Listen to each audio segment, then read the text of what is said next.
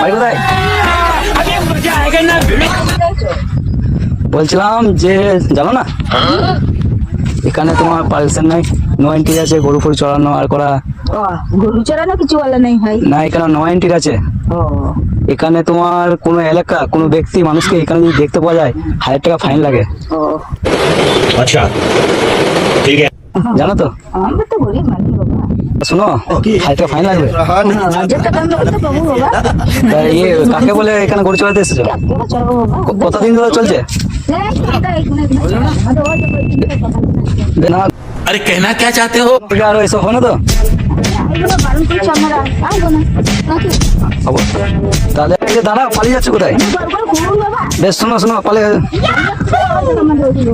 বেশ ঠিক আছে এদিকে এদিকে দাঁড়াও কথা আছে না দেখতে পাই ঠিক আছে আসবো না। আসবে না তো কোনদিন আজ